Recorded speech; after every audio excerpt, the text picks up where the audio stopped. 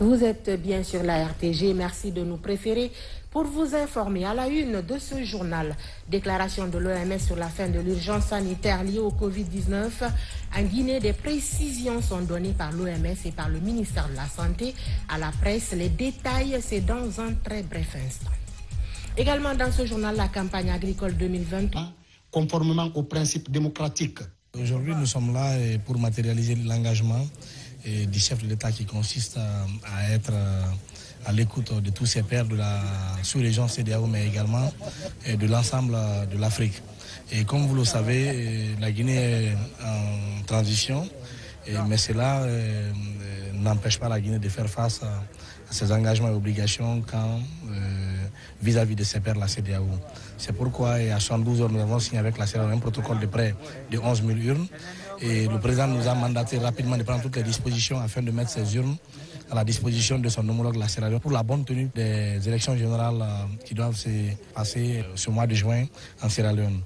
Et tout cela a été rendu possible grâce à la collaboration entre le ministère de l'Intérieur de la Sierra Leone et le ministère de l'Administration du Territoire et de notre pays. C'est dans la continuation des traditions entre nos deux pays, mais c'est surtout aussi un moment important, peut-être qui va créer de nouvelles formes de coopération dans l'espace de la CEDEAO. Est-ce que chaque pays est obligé d'acheter à des coûts très élevés le matériel électoral qui peut être réutilisé, étant donné que les calendriers électoraux sont différents? C'est peut-être cet acte marque peut-être un début d'une nouvelle forme de coopération dans l'espace de la CEDEAO et c'est une très bonne chose. Dans le cadre du renforcement des relations de coopération entre Conakry et Freetown, plusieurs bonnes actions de développement des deux États sont inscrites dans le plan d'action du président colonel Mamadi Doumbouya et celui de son homologue Madabio. Le représentant de l'OMS donne des détails sur la déclaration de son institution sur la fin de l'urgence sanitaire de portée internationale liée au Covid-19. En Guinée, cette déclaration de l'OMS est vue comme une fenêtre pour intensifier les mesures contre cette pandémie qui a endeuillé tant de familles dans notre pays. Tierno Marouf Ba. Le 5 mai, le directeur général de l'Organisation mondiale de la santé a déclaré la fin de la Covid-19 placée sous l'angle de l'urgence sanitaire publique à portée internationale. Une déclaration qui a suscité plusieurs interrogations sur la fin de cette pandémie dans le monde. En Guinée, l'Organisation mondiale de la santé et le département de la santé sont face à la presse pour donner plus de précisions sur cette déclaration. La déclaration de la fin de la Covid-19 comme urgence de santé publique de portée internationale ne signifie pas que la Covid-19 est terminée en tant que menace pour la santé publique. Les membres du comité d'urgence qui ont conseillé le DG de l'OMS sont convaincus qu'il est possible pour l'OMS de produire des messages indiquant aux États membres et au public que le passage du statut d'urgence de santé publique de portée internationale à un autre statut de l'événement n'est pas un signal de baisser la garde. Avec cette déclaration de l'OMS, les autorités sanitaires ne comptent pas baisser les bras. Plusieurs mesures viennent s'ajouter à celles déjà mises en place dans cette lutte. Mais depuis que le communiqué est passé, personnellement, nous avons été appelés par certains collègues de la presse pour nous dire que la maladie est finie. Donc, au-delà de ce point de presse, le département communication a fait un plan de communication. Nous allons aller vers les radios, les télés, faire des spots, des bandes défilantes. Il y a des actions communautaires aussi qui sont également prévues, mais le message doit passer au niveau national, mais également au niveau local et communautaire. Les 5 principales mesures qui se font déjà, mais que nous allons continuer de renforcer. La première de ces mesures, c'est la surveillance épidémiologique. Tous nos districts de santé, tous les jours, toutes les semaines, doivent nous remonter toutes les informations concernant la maladie. Les 5 derniers mois, la Guinée a connu 381 cas de la Covid-19. Selon l'Agence nationale de sécurité sanitaire, le virus reste actif dans les 5 communes de la capitale et les 3 préfectures de l'intérieur du pays, à savoir Kouroussa, Mamou et Mali. des équipements de conservation de vaccins pour le CMC de la Minière. Le geste est du programme élargi de vaccination pour qualifier davantage le service de ce centre médico-social communal. Adia Toubari. Le centre médical communal de la Minière est l'heureux récipiendaire d'un réfrigérateur solaire et ses accessoires. Un équipement qui va jouer un rôle crucial dans la chaîne de froid des différentes doses vaccinales du centre.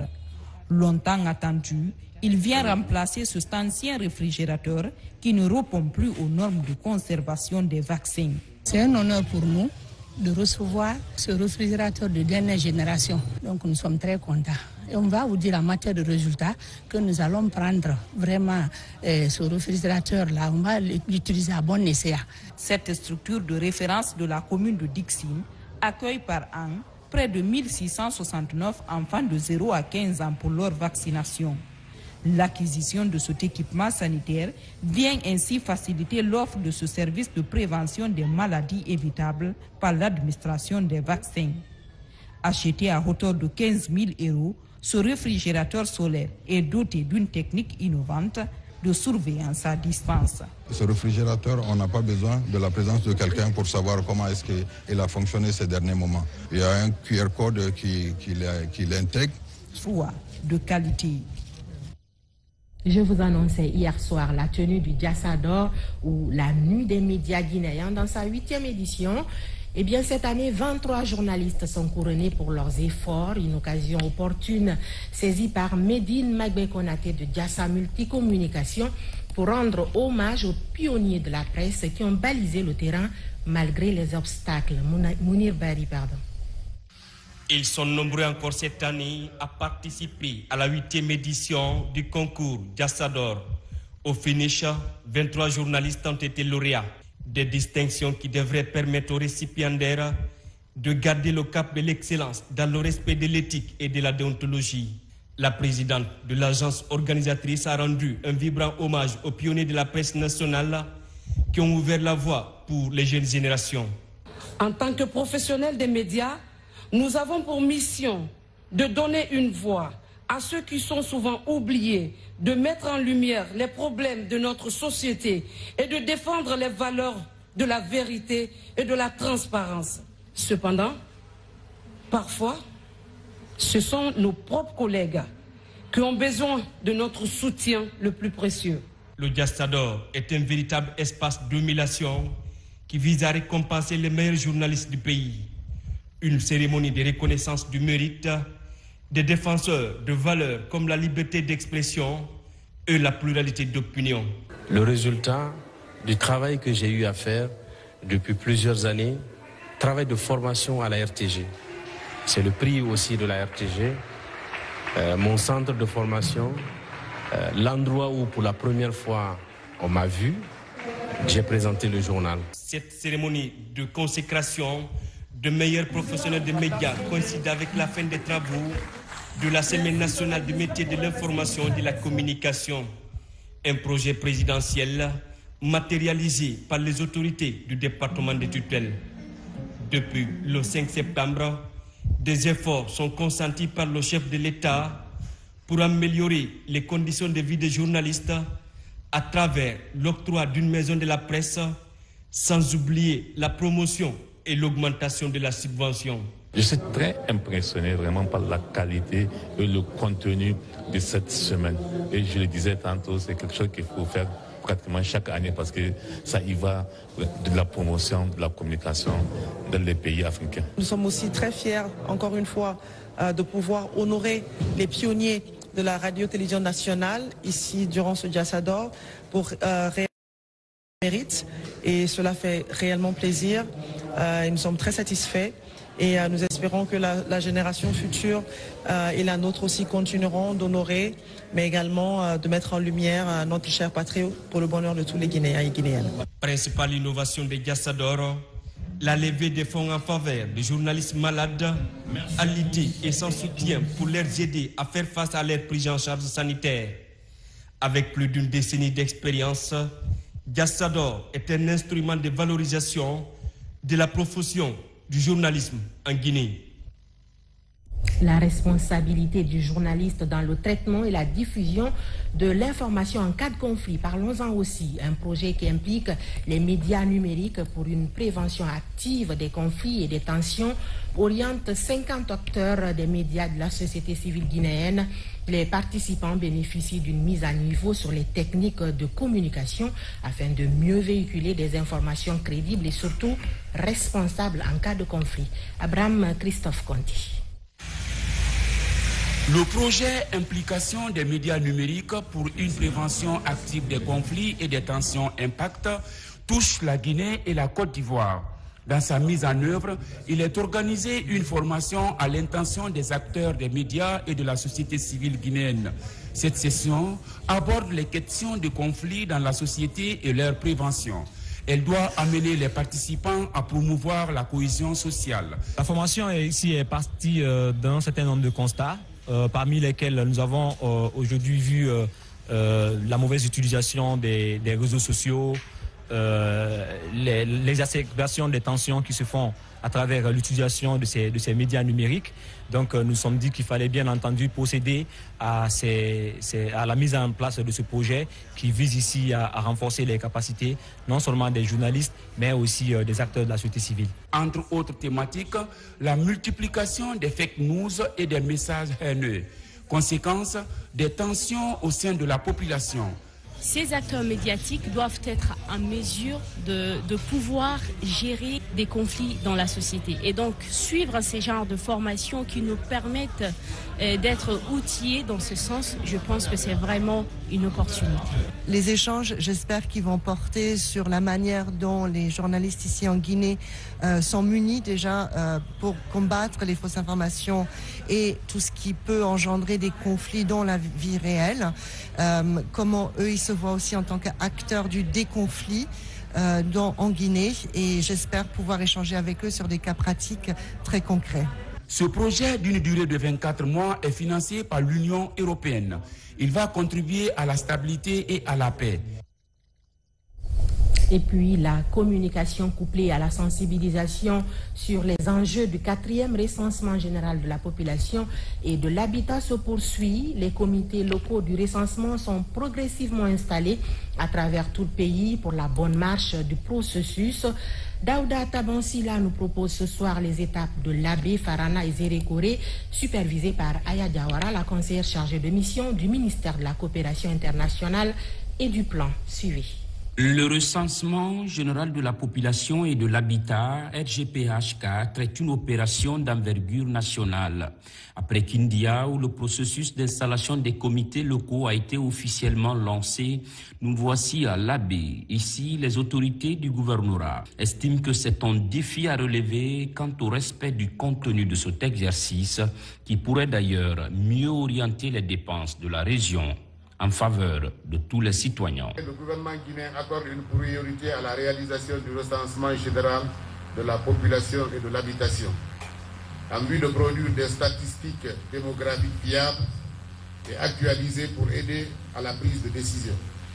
De l'Abbé, cap sur Farana, autour de la mission du ministère du Plan à travers l'Institut national de la statistique, autorités administratives et locales sont fortement mobilisées autour de cette opération d'installation des comités locaux du recensement. C'est de remercier le président pour son engagement. Aujourd'hui, tout développement part de ces statistiques. Pour ériger une sous-préfecture en préfecture, des préfectures en région, nous avons besoin des données. Quand nous voulons apporter une aide substantielle pour une localité, je pense qu'on a besoin de ces statistiques. Au sud du pays, à Zérékoré, dernière étape de la mission conduite par Madame la conseillère chargée de mission au ministère du Plan, préfet, sous-préfet et le gouverneur de la région sont présents pour recevoir les premiers enseignements liés aux missions de ces comités locaux qu'ils doivent composer. Le succès de cette opération d'envergure nationale et régionale nécessite la collaboration étroite de tous, administrateurs que vous êtes, institutions nationales, société civile, les partenaires techniques et financiers et toute la population dans son ensemble. Les données issues de cette opération statistique serviront de base à la formulation de politique, de programmes et projets de développement et par ricochet à la prise de décision en faveur de l'amélioration des conditions de vie de nos populations à la base. À l'intérieur du pays, les régions administratives de Zérékoré et de Kankan constituent les dernières étapes pour l'installation des comités locaux du recensement. Au total, 18 membres sont installés par région. Les préfets et sous-préfets sont d'office présidents du comité de leur juridiction et doivent installer les membres de leur comité en accord avec l'Institut national de la statistique.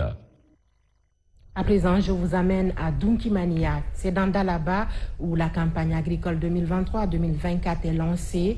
Ce soir, un gros plan est fait par notre reporter sur les dispositions prises pour améliorer les rendements. Un programme prioritaire d'appui au secteur agricole qui prévoit des mesures d'accompagnement axées sur la mécanisation, l'accès aux engrais et aux semences, sans oublier l'enjeu de l'application stricte de la loi pour protéger les domaines de l'État. Fodé Camara. Sur les contreforts du Fouta Djallon, sous le pied des sapins, la ville de Dalaba a un climat très clément, même quand le soleil est au zénith. Des températures dignes du printemps qui favorisent la production des cultures fruitières et maraîchères comme l'oranger, l'avocatier, le chou et d'autres cultures exotiques. Des cultures européennes très bien expérimentées au centre horticole de Dalaba, le site choisi pour le lancement officiel de la campagne agricole 2023-2024. L'agriculteur, à chaque réunion de cabinet, parle de Dunkimana. Il veut laisser des traces indélébiles pour Dunkimana. Parce que le centre, je vais vous rappeler, le centre est un centre sous-régional. Il y a 10 pays membres d'Afrique qui sont membres de ce centre. L'Afrique du centre, que la RDC et le Cameroun ont fait la demande pour adhérer à ce centre. Pour des raisons de climat. C'est-à-dire que toutes les cultures européennes peuvent s'apprêter ici, à la culture de Dalaba. Le betterave se produit ici. Donc, on a testé, ça ici, mais qu'est-ce qui manque? C'était la mise en place des équipements de haut niveau pour le travail des experts. Pour redynamiser ce centre stratégique, le projet de développement rural intégré pour la relance de l'horticulture intervient dans la réhabilitation des infrastructures. La gestion de la centaine d'hectares de ce site est assujettie désormais à la nouvelle politique de réforme foncière. Objectif, sauvegarder les domaines qui sont dans le portefeuille de l'État. La précision qu'il faut ajouter, c'est que les populations peuvent utiliser ces terres tant qu'elles veulent, mais ça ne veut pas dire qu'une portion de terre appartient à un individu. Tous les domaines ici appartiennent soit à l'État central ou à la mairie, mais ce ne sont pas des parcelles appartenant à une personne, de sorte que quelqu'un puisse dire, si je ne produis pas sur le domaine, je vais mettre en location ou je vais vendre. Tout le domaine aménagé reste et demeure un domaine qui appartient à l'État, mais c'est mis à la disposition des populations qui sont les seuls utilisateurs de ce domaine. Au cours de cette communion avec le monde rural, les 5 piliers de la campagne agricole 2023 sont dévoilés aux producteurs, notamment l'accès aux intrants, engrais, produits phytosanitaires et les semences à haut rendement. Ça a été l'un des grands chantiers du département. Le ministre l'a annoncé dans son discours et quand on se focalise spécialement sur les cultures céréalières qui sont les cultures de première consommation, notamment le riz et le maïs. Et aujourd'hui, on a à date plus de 5000 tonnes de semences de riz et de maïs à commander. Ce n'est pas des annonces parce que les premiers camions ont commencé déjà à acheminer les premières tonnes vers la Guinée forestière qui est la région qui reçoit les premières pluies. Et j'ai reçu instruction hier de monsieur le ministre de pouvoir vraiment envoyer une quantité importante aussi de maïs à l'Abbé parce qu'il était à l'Abbé hier et il y a eu des demandes. Et aujourd'hui, on est plus à l'aise de communiquer vraiment sur cette question, même si beaucoup de choses restent à faire. Au-delà de la commande de 70 000 tonnes d'engrais et 1000 engins agricoles, dont la moitié est déjà livrée, les défis à relever sont liés à l'accès aux chambres froides et les questions de désenclavement des périmètres et de gestion judicieuse de la divagation des animaux. Ceci pour protéger les producteurs en exigeant les acteurs à suivre désormais la voie de la loi. Il est totalement inadmissible, il est totalement inadmissible, je dis encore, qu'on puisse laisser les animaux détruire la production des gens en pleine saison pluvieuse. C'est une violation flagrante de la loi. C'est un acte inhumain et nous n'allons plus le tolérer dans la zone du Fouta Djallon. La loi est claire sur cette question. La divagation est interdite jusqu'à la fin de l'année. Toute personne qui laisse ces animaux divaguer est en train de violer la loi. Et je vous le promets, nous allons réagir avec la dernière énergie pour donner de l'exemple à ceux qui pensent qu'en Guinée, on peut encore continuer à violer les lois. Dans le registre de l'accès au financement, le Fonds de développement agricole accompagne les producteurs, porteurs de projets. Déjà, la Fédération des paysans du Fouta Djallon a reçu plus de 30 milliards de francs guinéens pour faciliter l'accès aux intrants et redynamiser tous les segments de productivité, des mesures d'accompagnement qui affichent déjà leurs premiers résultats. Dans le registre agricole toujours, l'ananas appelé Baronne de Guinée est objet d'expertise. Depuis une semaine, un expert en indication géographique visite les champs à Kindia et confère avec les acteurs sur leur savoir-faire afin de voir comment mettre en place un plan de contrôle. Le choix porté sur la Baronne de Guinée s'inscrit dans le cadre de la deuxième phase du projet d'appui à la mise en place des indicateurs géographiques dans les pays membres de l'Organisation de la propriété intellectuelle. Abdul Karim Kamara. En termes de labellisation, l'ananas Baronne de Guinée polarise toutes les attentions depuis 2017. Il fait partie des produits pilotes du projet d'accompagnement de l'Organisation africaine de la propriété intellectuelle. Un enjeu de valorisation plus que jamais nécessaire afin d'aider le produit à être sous indication géographique protégée. Un produit labellisé, ça veut dire qu'il y a un cahier de charges. Et le cahier de charges, ça veut dire qu'il y a un plan de contrôle. Et c'est ce contrôle-là bien exécuté qui permet de garantir, d'assurer la pérennité de cette qualité-là. C'est de maîtriser le mécanisme de fonctionnement pour que dans la situation après projet, qu'on essaye de tâtonner sur cette voie afin de labelliser nos produits nous-mêmes. Dans le bassin de Kindia, cet expert en contrôle des signes de qualité constate de visu le savoir-faire des producteurs d'ananas et de rejets d'ananas ainsi que les transformateurs primaires. De retour à Conakry, l'expert en indication géographique fait une restitution de sa mission dans le but d'établir un plan de contrôle. Je me suis aperçu en fait que les savoir-faire sont très homogènes et dans le cadre d'une indication géographique, il est très important en fait qu'il y ait une homogénéité. Aujourd'hui, je dirais qu'il y a un travail à faire au-delà des savoir-faire sur l'image du produit. Certaines pratiques peuvent être préjudiciables pour l'image du produit au niveau des consommateurs. D'ores et déjà, un mécanisme est créé pour accompagner le groupe représentatif de l'indication géographique dans toutes ces démarches. Ce groupe sera mis en place le 5 juin 2023. Il n'y a pas d'indication géographique sans un portage par un groupe solide. C'est ce groupe que nous accompagnons dans sa constitution pour qu'il soit un groupe capable de porter l'indication géographique. 6 produits, dont l'ananas Baronne, sont sélectionnés pour cette deuxième phase du projet d'appui à la mise en place des indications géographiques dans les pays membres de l'Organisation africaine de la propriété intellectuelle. Des produits issus de 4 pays dits pilotes du même projet, qui sont la Guinée, le Bénin, le Cameroun et la Côte d'Ivoire. Pour garantir une productivité agricole continue, le Programme alimentaire mondial lance l'expérimentation d'une nouvelle technique de l'agroforesterie dans la région forestière. Il est question de régénérer les terres dégradées à travers la sylviculture. Le district de Zogota donc, dans la zone de la forêt est le centre pilote de cette expérimentation. RTG Zérékoré, lancé Kamisoko, Mohamed Lamine Diallo, Mohamed Saliou Paye. Pour réduire la pauvreté et renforcer la sécurité alimentaire dans la région de Zérékoré, le Programme alimentaire mondial PAM lance un nouveau projet agricole. Améliorer le système de l'agroforesterie afin de convertir les terres dégradées en terres productives est l'approche utilisée. Le district de Zogota, dans la commune rurale de Kobela, est le village pilote. L'objectif de cette formation, c'est de donner une connaissance et un partage d'expérience entre les services techniques et nos formateurs qui sont venus du Brésil.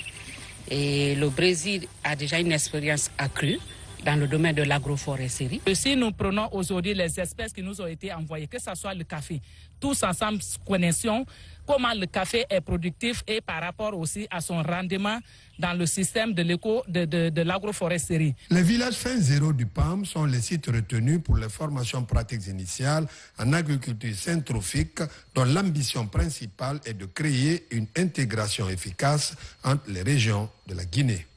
La formation là nous a enrichis et puis le village va bénéficier. On faisait avant la monoculture, mais actuellement on fait plusieurs cultures dans le même terrain. Et puis ça va nous donner, au lieu où on gagnait 2-3 sacs de riz, là-bas on gagnera maintenant plus de 10 sacs. Accroître la productivité agricole afin d'augmenter le rendement des populations, c'est le but recherché par ce projet piloté par le PAM et mis en œuvre grâce à la collaboration avec les cadres techniques du ministère de l'Agriculture et de l'Élevage. Sur un tout autre plan, à Jeddah, en Arabie Saoudite, le nouveau consul général de la Guinée a été installé dans ses fonctions. Une installation précédée par la présentation de sa lettre de créance aux autorités saoudiennes. Le consul Amin Savané a sous sa juridiction Jeddah, Médine et Maka Alpha-Isiagaba. Depuis avril 2019, il assurait le rôle de consul par intérim de la Guinée. Mohamed Amin Savané a acquis de l'expérience à ce poste et peut donc assurer désormais la fonction de consul général. Installé à Jeddah en Arabie Saoudite, l'une de ses prérogatives est de s'impliquer dans la gestion du pèlerinage en collaboration avec l'ambassade et le secrétariat général aux affaires religieuses. Ça fait depuis que le consul général est venu ici, ce qu'il a fait pour nous, c'est ce qu'il y a à récompenser aujourd'hui. Je me rappelle aujourd'hui une chose. Le jour que mon enfant a fait un accident ici, en ce moment, il était nouvellement venu. Il était jusqu'au-ci. Mais il a resté derrière moi. À l'hôpital, je l'ai vu pleurer comme une femme. À peine installé dans sa nouvelle fonction, le nouveau consul général guinéen est désigné par le groupe des ambassadeurs africains pour lire le discours à l'occasion de la journée de l'Afrique. Une occasion qu'il met à profit pour appeler le personnel consulaire à se mettre à la disposition des compatriotes. Cette nomination est aussi synonyme d'une obligation de résultat. Et nous ne devons jamais oublier que notre mission principale reste la défense des droits des Guinéens et de leurs biens. Nous y travaillerons sous l'impulsion de l'ambassade de Guinée au Royaume d'Arabie Saoudite. Cette nomination intervient en période de Hajj. Plusieurs Guinéens devront donc compter sur l'expérience et le dévouement du personnel consulaire pour mieux faire leur pèlerinage. Un Hajj 2023 digitalisé de bout en bout, c'est le but des autorités guinéennes. Un appareil conçu par un jeune Guinéen pour identifier les futurs pèlerins avant leur départ pour la Mecque. Il s'agit du Smart Hajj, déjà mis à la disposition des autorités du secrétariat général aux affaires religieuses. Reportage Marwan Kamara. Pour améliorer le système informatique de la Ligue islamique, tout en corrigeant les dysfonctionnements pendant le Hajj en Guinée, un appareil digital est mis à la disposition du secrétariat général aux affaires religieuses. Il permettra d'identifier les futurs pèlerins avant leur départ en Arabie Saoudite. Ces machines n'est que détecter l'ensemble des convois, faire en sorte que personne ne peut voyager sans qu'il ne soit enregistré. Et ces machines-là, ceux qui font les fraudes, dès que vous passez ici, la machine peut vous indiquer disant que celui-ci n'est pas un pèlerin. Ou bien c'est un pèlerin, mais il n'est pas programmé aujourd'hui pour voyager. Le système est une innovation de Mohamed Souaré. Une façon pour ce jeune Guinéen d'accompagner les efforts du gouvernement pour la réussite du Hajj en Guinée. Il y a d'autres fonctionnalités aussi. Par exemple, avec l'écran de l'autre côté, par exemple à l'aéroport, dès qu'une personne passe ici, automatiquement, il y a sa photo qui est affichée sur l'écran pour dire c'est telle personne qui est dans le convoi qui arrive là, dans le bus. Par exemple, à partir de l'aéroport, ils peuvent visualiser et regarder où se trouve le niveau de bus, parce qu'il y aura un GPS dans le bus pour traquer le bus. L'avantage de tout ça là, il y a une possibilité de le marcher même sans Internet. Par exemple, quand un pèlerin arrive à la Mecque avec son bracelet, en cas s'il arrive à se perdre avec son guide, on peut directement tracer son guide où il doit se rendre. Vraiment content, parce qu'à l'époque, souvent on perd certains pèlerins de 1, 2 à 3 jours sans les retrouver. Mais maintenant, là, si on utilise la chose là, chez nous, à la Mecque, c'est très facile de retrouver les pèlerins perdus, quoi, par exemple. L'utilisation de la technologie constitue aujourd'hui un puissant levier susceptible d'accroître les capacités et la qualité des différents services du département. L'actualité, c'est aussi le positionnement du bataillon d'infanterie du Kanka-Mayenne depuis quelques années comme l'une des plus belles garnisons militaires de la Guinée. Des infrastructures réalisées par l'entreprise Guicopress depuis près de 10 ans gardent encore toute leur qualité. Reportage sous-lieutenant Tamba Sekou Kamano, correspondant de la presse militaire. Le bataillon d'infanterie du Kanka-Mayenne se positionne aujourd'hui comme l'une des plus belles garnisons militaires du pays. Elle attire l'attention des visiteurs par la qualité de ses infrastructures réalisées par Guicopress depuis 2010. Une entreprise locale spécialisée dans le bâtiment et la confection des routes au profit des forces armées guinéennes. Guicopress a eu ce contrat de réalisation de ces travaux depuis 2009. C'est des infrastructures qu'on a réalisées il y a 10-15 ans.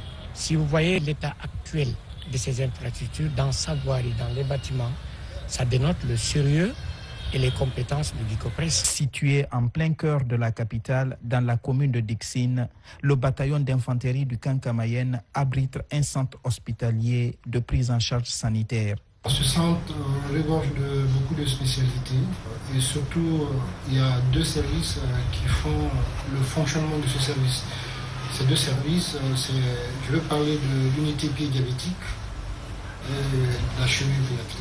Nous ne sommes pas là seulement pour les militaires, nous sommes là pour tout le monde, pour toute la population guinéenne. Ils peuvent venir quand ils veulent, nous allons les recevoir. Autrefois réservé à la garde républicaine, le bataillon d'infanterie du Kanka-Mayenne est aujourd'hui sous le commandement de l'état-major de l'armée de terre.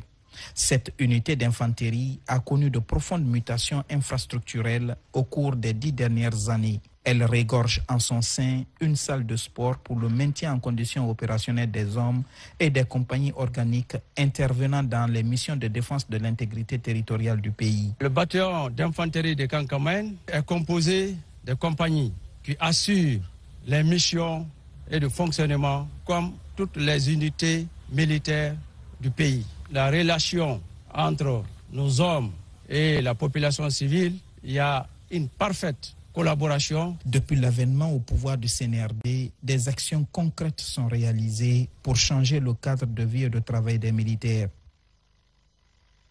L'inspecteur général des services de la police et de la protection civile continue sa tournée de prise de contact. Le contrôleur général de police, Mamadou Bapay Kamara, et son équipe se sont rendus dans les directions relevant de sa juridiction pour surtout échanger sur les conditions de travail de ses cadres. Tiara Diallo. Un périple pour s'enquérir des réalités au sein des directions de police. L'inspecteur général multiplie ses contacts pour échanger avec les cadres relevant de son portefeuille administratif. Parmi les sujets débattus, l'application stricte de l'éthique et de la déontologie. Donc leur arrivée au sein de la direction aujourd'hui nous réconforte à plus d'un titre.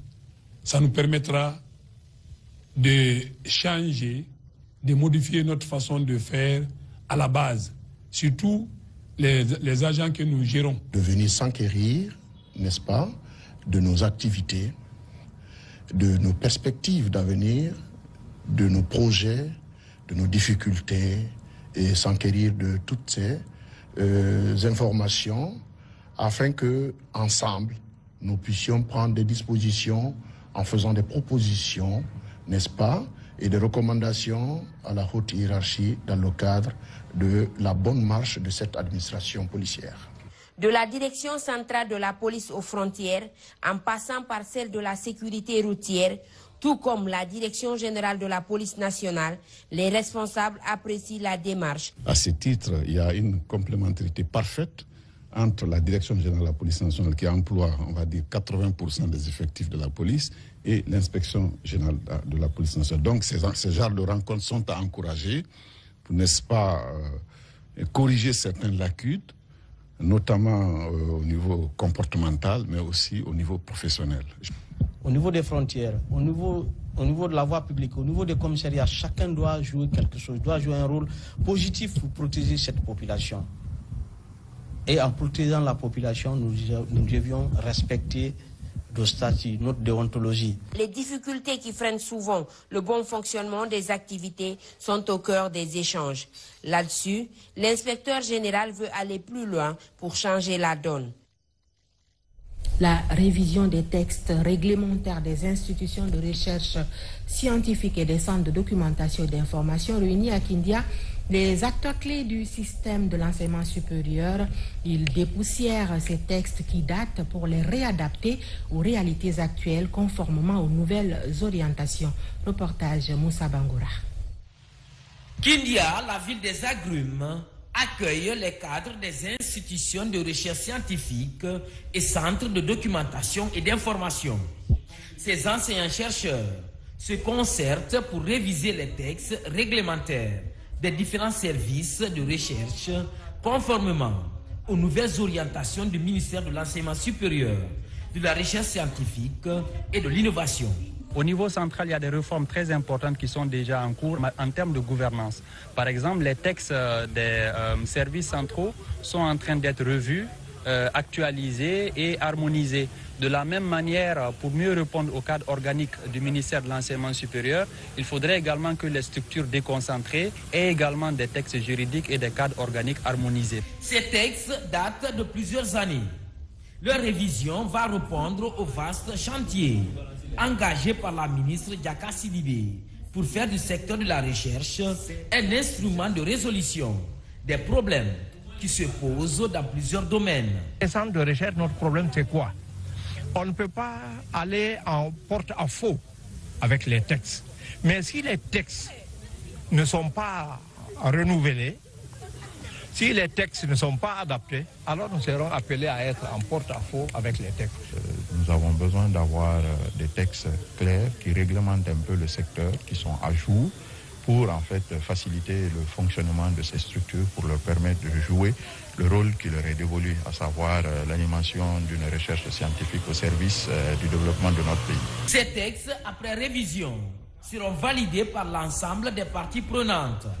Ils serviront désormais de feuille de route aux différents centres pour leur permettre de fonctionner normalement. Mécaniser le secteur de l'orpaillage en Guinée est le souhait du ministère des Mines et de la Géologie, mais cela nécessite des préalables. À Tinkoba, la zone pilote du projet, le directeur national des Mines et le président des orpailleurs de Guinée expliquent les différentes étapes et les enjeux du processus de mécanisation. Le point avec Moussa Komara. Tinkoba, niché à une vingtaine de kilomètres de la commune urbaine de Sigiri. Une zone à forte exploitation artisanale de l'or. Et c'est ici que sera lancée la phase pilote du projet de mécanisation de l'orpaillage en Guinée. Cet après-midi, le président de l'Union nationale des orpailleurs de Guinée en compagnie du directeur national des mines vient leur expliquer les différentes étapes de cette mécanisation. C'est l'organisation de ces fêtières au niveau local en coopérative. Ce travail solide revient au ministère de l'administration du territoire. Ça peut être validé au niveau national, l'agrément, tout comme ça peut être validé au niveau préfectoral. Ça, c'est le premier travail qu'il faille faire. Le deuxième travail, c'est la préparation de la plateforme devant abriter le minerai pour le traitement. Il dit équipe encadrement blanc à disposition d'or. Même comment qu'a fait son, elle va pétisser à largeur d'année, à longueur d'année. Il y a des gens qui ont demandé d'année. Il t'a terminé au camp. Et baba denga c'est n'ébila sanimbo, il y a la fagalale.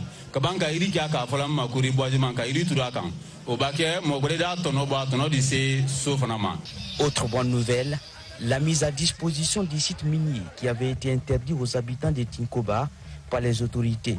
La délivrance est saluée, mais à côté, la population exprime d'autres préoccupations. La jeunesse a mis au pied certaines activités comme la construction d'un hôpital, d'une maison des jeunes. Nous voulons l'aide ou le soutien moral, matériel et financier pour tous les bienfaiteurs nationaux. Cette visite à Tinkoba est ponctuée par l'inauguration de ce forage mécanisé financé par l'Union nationale des orpailleurs à travers son président. C'est la fin de ce journal. Grand merci à vous de l'avoir suivi. J'ai été très ravie de vous servir ce week-end. Je vous souhaite à tous une très bonne semaine de travail. À très vite sur la RTJ.